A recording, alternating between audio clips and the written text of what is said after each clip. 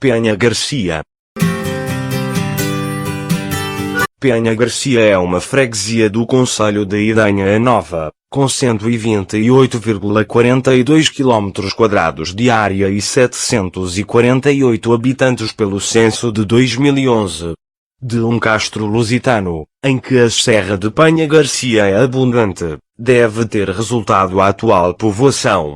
A Penha, a ela sobranceira, deve ter sido fortificada desde a mais remota antiguidade. O seu altaneiro castelo deve ter sido mandado levantar por Dom Sancho I, que teve a clara intuição política de fortificar a beira para a defesa do centro do país, contra os inimigos seculares, o Leonês que estava para lá do Erges e o Mouro para lá do Tejo. Penha Garcia recebeu o fural de Dom Afonso III, em 31 de outubro de 1256. No documento se diz que se dá aos moradores de Penha Garcia o foro, usos e costumes de Penamacor.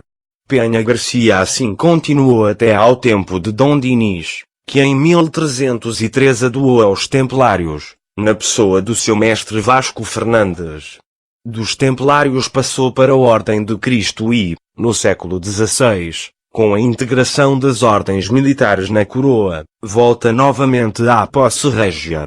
Dom Manuel I concedera-lhe fural novo, em 1 de junho de 1510.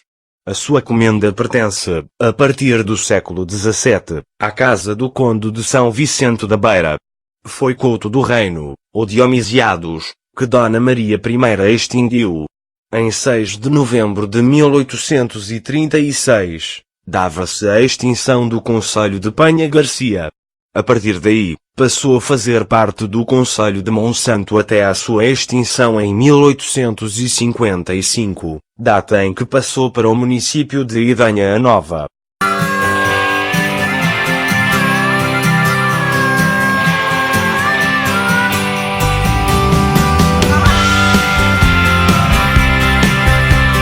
O castelo construído, possivelmente, no reinado de Dom Sancho I para ajudar a proteger a fronteira portuguesa das investidas de Leão, o castelo de Penha Garcia foi doado por Dom Dinis aos Templários mais de 100 anos depois, regressando à posse da coroa no século XVI, com a extinção das ordens.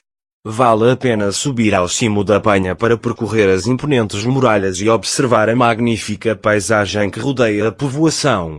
As pedras contam-nos a lenda de que, naquele lugar, vagueia ainda o fantasma do antigo alcaide do castelo, Dom Garcia.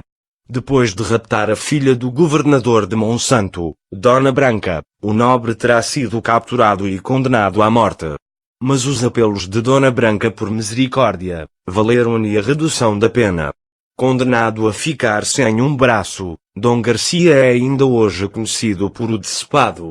Se o homem deixou a sua marca em Penha Garcia, o mesmo se pode dizer da natureza. Um dos maiores tesouros da povoação encontra-se nas rochas quartzíticas com 490 milhões de anos. No tempo em que todos os continentes estavam unidos em torno do Polo Sul, os mares eram habitados por organismos invertebrados que se deslocavam nos substratos areno-argilosos, deixando marcas. A essas marcas, que ficaram preservadas nas rochas sedimentares e são visíveis ainda hoje em Penha Garcia, o povo chama as cobras pintadas e os cientistas iconofósseis.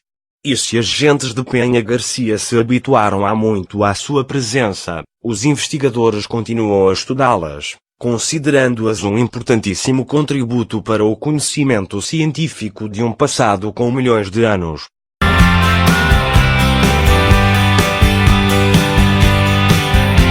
O posto de turismo está instalado numa antiga casa recuperada pela autarquia e é o ponto de partida ideal para uma visita à aldeia. Ao lado, a Capela do Espírito Santo, com fachada assimétrica, onde o arco gótico da capela mora testa bem a sua antiguidade. As ruas sinuosas e íngremes apresentam muitos exemplares interessantes da arquitetura tradicional da aldeia, com casas construídas na pedra ruiva da região, o quartzito, algumas com pormenores bem interessantes, como os balcões e os lintéis das portas e janelas. No centro da aldeia permanece o pelourinho, datado do reinado de Dom Sebastião, com capitel de recorte jónico, com as armas nacionais e com 5 flores de lis, assinado pelos seus autores, Estevão Simão e Domingos Fernandes. Ao cimo da encosta, a igreja matriz de meados do século XX, mantém alguns elementos de uma estrutura anterior, com especial destaque para a grande pia batismal que se encontra no adro. Mais acima encontra-se o castelo, de onde se pode apreciar uma paisagem inesquecível, com vista privilegiada sobre o profundo recorte do Vale do Consul, onde estão os moinhos de Rodízios, outrora o maior conjunto de todo o concelho. A região é fértil em vestígios pré-históricos e romanos, estes últimos bem documentados nas ruínas da Capela de São Lourenço. Descendo em direção ao rio, percorre-se a Rota dos Fósseis. Ao longo do percurso encontram-se inúmeros vestígios do que foi a vida neste lugar há 600 milhões de anos, uma das principais razões da sua classificação e inclusão no Geoparque Naturtejo Tejo da Meseta Meridional, criado sob os auspícios da Unesco.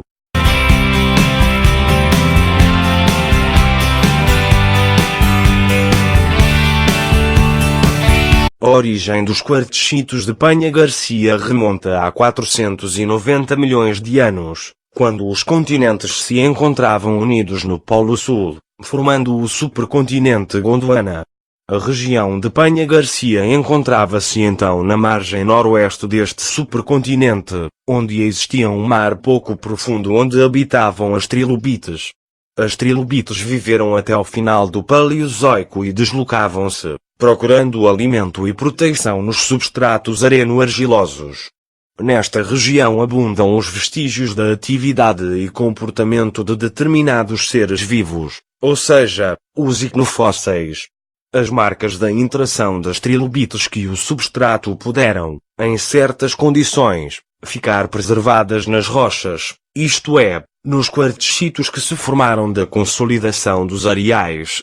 As formas mais abundantes são as cruziana, que correspondem a sulcos essencialmente horizontais, bilobados, com uma crista central e com estrias ornamentais.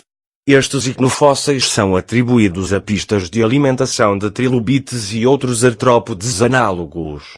Estas marcas, os icnofósseis, permitem determinar as características do ambiente em que viveram, as condições de vida e os seus comportamentos.